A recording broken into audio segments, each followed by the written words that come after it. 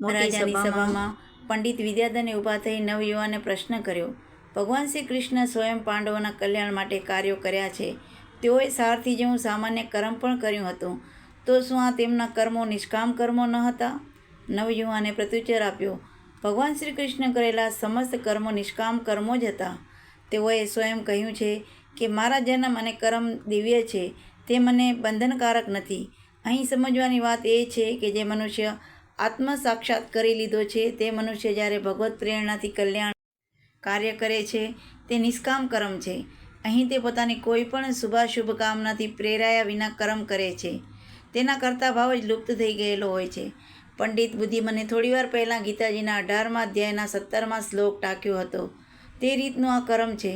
જેમને હજી સાક્ષાત્કાર નથી થયો તેવી વ્યક્તિ શ્રમિષ્ઠ કલ્યાણની શુભ ભાવનાથી સત્કર્મ કરે છે. તે નિષ્કામ કર્મ નથી જ, કારણ કે સાક્ષાત્કાર પૂર્વક કદી પૂર્ણ કર્તા ભાવની નિવૃત્તિ થતી નથી.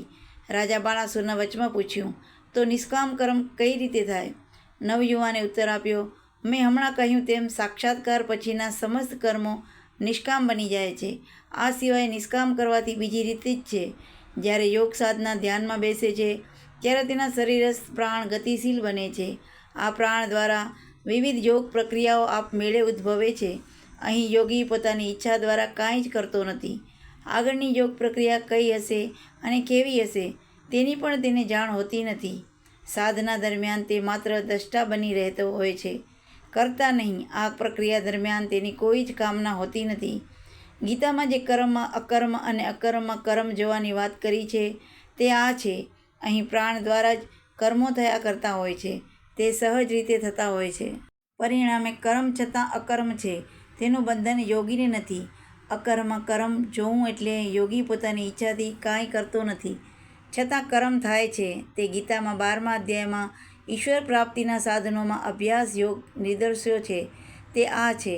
ભગવાને અર્જુનને યોગસ્થ કુરુ કર્માણી યોગ સાધના યુક્ત રહીને નિષ્કામ કર્મ કરવાની આજ્ઞા આપી છે. તે પણ આ જ છે. અને આ જ નિષ્કામ કર્મને યોગ કર્મસુ કૌશલમ કહીને યોગની સંજ્ઞા આપી છે.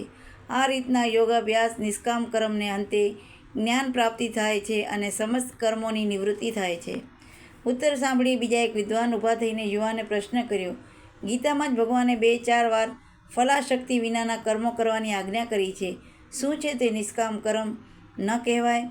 યુવાને કહ્યું, હા, ગીતામાં ફલાશક્તિ વિના કર્મો કરવાની આજ્ઞા છે. તે દ્વારા પણ કર્મ બંધનકારક થતું નથી.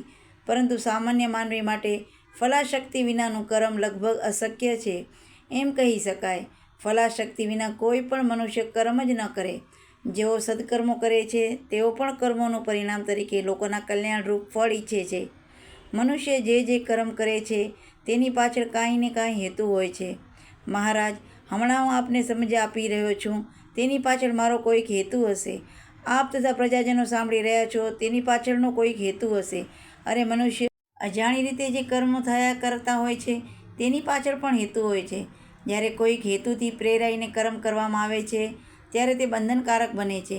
આમ સામાન્ય માનવી માટે ફલાશક્તિ વિનાનું કર્મ અશક્ય છે. ગીતામાં જે ફલાશક્તિ વિનાના કર્મની વાત છે તે એક એવી આધ્યાત્મિક ઊંચી સ્થિતિ છે જેમાં આપોઆપ ફલાશક્તિ છૂટી જતી હોય છે. તેવી વ્યક્તિ કોઈ પણ જાતના હેતુ વિના માત્ર પરમાત્માની આજ્ઞાને આધીન રહી કર્મો કરે છે. તે વ્યક્તિગત રીતે કોઈનું શુભ કરવાની ઈચ્છા કે અશુભ કરવાની ઈચ્છા નથી હોતી. તે સઘળા કર્મો આસક્તિ વિના થયા કરતા હોય છે. ગીતામાં જ ફળના પરિત્યાગનો અભ્યાસ જ્ઞાન અને ધ્યાન કરતાં શ્રેષ્ઠ કહ્યું છે. આમ ખરેખર તો ફળ ત્યાગની સ્થિતિ નિષ્કામ કર્મયોગ, જ્ઞાન યોગ અને ધ્યાન યોગ પછી પ્રાપ્ત થતી હોય છે. આ એક સામાન્ય સિદ્ધિ છે. દુર્વાસા મુનિએ આ પ્રકારની સિદ્ધિ સપ્રાપ્ત કરી હતી. તેની કથા કહું છું, તે એક ચિત્તે સાંભળો. શ્રી કૃષ્ણ પરમાત્મા ગોપીજન વલ્લભ હતા. ગોવિંદને સદા સંતુષ્ટ કરવા માટે ગોપીઓ નિત્ય પ્રયત્નશીલ રહેતી હતી. ગોપાળના દર્શન વિના તેઓ બાવરી બની જતી હતી. કનૈયો જ તેમનો જીવન સર્વસ્વ હતો. એકવાર ગોપીઓની ઈચ્છા થઈ કે કૃષ્ણને તેઓએ પોતાના હાથે મધુર પકવાન જમાડવા. કેટલીક ગોપીઓ વિવિધ સુંદર પકવાનો બનાવી જમુનાના કિનારે મુરલી મનોહરને જમાડવા લઈ આવી.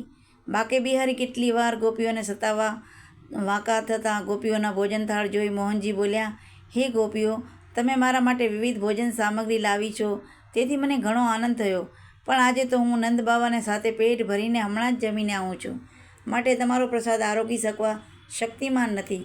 પણ જો તમે મને સંતુષ્ટ કરવા ઈચ્છતા હો તો સામા કિનારે દુર્વાસા મુનિ મહારાજ પધાર્યા છે, તેમને જઈને આ ભોજન જમાડી આવો. શ્રી કૃષ્ણએ તેમના પ્રેમ પ્રસાદ ન સ્વીકાર્યો, તેથી ગોપીઓના મનમાં દુઃખ થયું. પણ કૃષ્ણ જે રીતે ખુશ થાય તેમ જ કરવાનું ગોપીઓ ઈચ્છતી હતી, માટે તેઓ સામા કિનારે દુર્વાસા મુનિને ભોજન કરાવવા જવા તૈયાર થઈ. યમુના કિનારે ગોપીઓ આવી, પરંતુ સામે કિનારે જવા એકેય નાવ ત્યાં હાજર ન હતી. વળી યમુના મૈયા બંને કિનારે ભરપૂર વહેતા હતા. ગોપીઓ મૂંઝાઈ ગઈ. તેમણે ફરી કૃષ્ણ પાસે જઈ પૂછ્યું કે નાવ વિના સામે કિનારે સી રીતે જવું? માધવે ઉત્તર આપ્યો, અહો, આટલી વાતમાં તમે લોકો પરેશાન થઈ ગયા. જાઓ, યમુના મૈયાને જઈને કહો કે શ્રી કૃષ્ણ જો બ્રહ્મચારી હોય તો તું અમને સામા કિનારે જવાનો માર્ગ આપ. આમ આટલી પ્રાર્થના કરતાં જ તમારું કામ થઈ જશે. ગોપીઓ વિચારમાં પડી ગઈ કે આ કૃષ્ણ રાસ રમે છે, અમારી સાથે છેડતી કરે છે, છતાંય બ્રહ્મચારી કેવી રીતે કહેવાય? પરંતુ તેઓ કૃષ્ણને કાંઈ ન કહેતા યમુના કિનારે આવી કૃષ્ણ કહેલી પ્રાર્થના કરતાં તેમને આશ્ચર્ય વચ્ચે યમુના જળ બંને બાજુ ખસી ગયું અને વચમાં સ્વચ્છ માર્ગ જણાયો.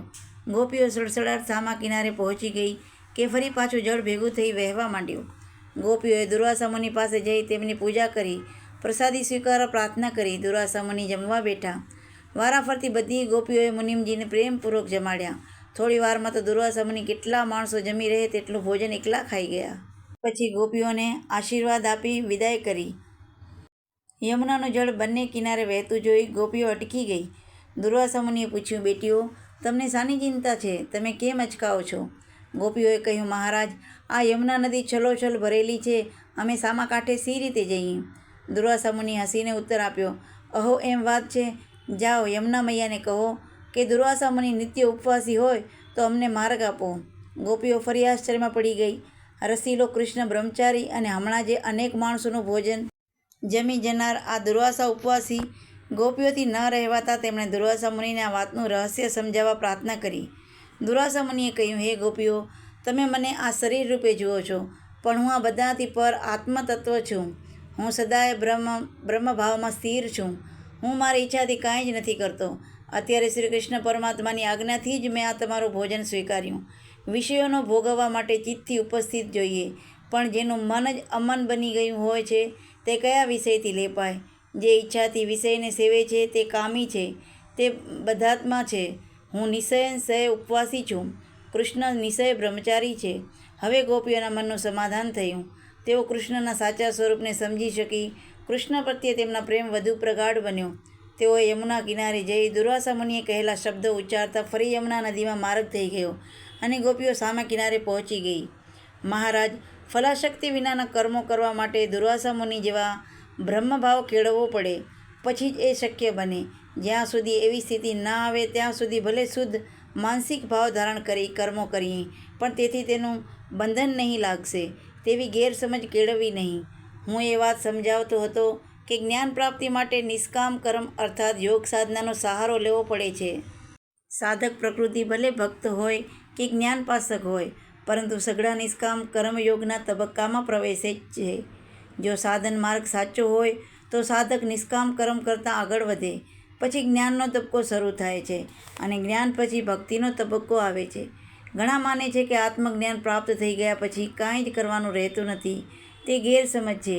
જ્ઞાન યોગ પછી સાધના આગળ ચાલે છે અને ભક્તિ માર્ગનો તબક્કો આવે છે. આ તબક્કામાં સાધક પોતાના મન, બુદ્ધિ અને ચિત્તને ભગવાનના સ્વરૂપમાં સ્થિર કરવા પ્રયત્ન કરે છે. ગીતામાં ભગવાન અર્જુનને કહે છે કે તું મારામાં જ તારા મન, બુદ્ધિને પરો, એ પછી તું મારામાં જ રહીશ, એમાં સંશય નથી. આ ભક્તિ યોગનો તબક્કો છે. ભક્તના મન, બુદ્ધિ ભગવાનમાં સ્થિર થતાં તે સાજ્યુન્ય અને સાષ્ટ્ય મુક્તિ પામે છે. ભક્તિ દ્વારા બ્રહ્મરૂપ કેવી રીતે બનાય તે અંગે ભગવાન ગીતામાં કહે છે, બ્રહ્મભાવ પામેલો પુરુષ પ્રસન્ન અંતકરણવાળો બનીને કશો શોક કરતો નથી કે કાંઈ ઈચ્છા કરતો નથી. તે તમામ ભૂતો પ્રત્યે સમભાવ રાખી મારી શ્રેષ્ઠ પરાભક્તિ પ્રાપ્ત કરે છે. સાધકે જ્ઞાન પ્રાપ્ત કરીને ઈશ્વરને જ ભજવા જોઈએ. ભગવાન પણ ગીતામાં કહે છે, જ્ઞાન વિજ્ઞાન સંપન્ન બન્યા પછી જ મને ભક્તિભાવપૂર્વક ભજ. જ્ઞાન પ્રાપ્તિ પછી જ ઈશ્વર પ્રાપ્તિ શક્ય બને છે. સુખદેવજી કહે છે, ભગવાન ભક્તિયુક્ત જીવોને જેટલા સુખપૂર્વક દર્શન આપે છે તેટલી સહેલાઈથી માત્ર આત્મજ્ઞાનરૂપી તરાપામાં બેઠેલા જ્ઞાનીઓને મળતા નથી. ભગવાન શ્રી કૃષ્ણ કહે છે, જે મનુષ્ય અસંખ્યલિત ભક્તિ યોગ વડે મને સેવે છે તે આ ત્રણેય ગુણોથી પર થઈ બ્રહ્મભાવ પામવા યોગ્ય બને છે.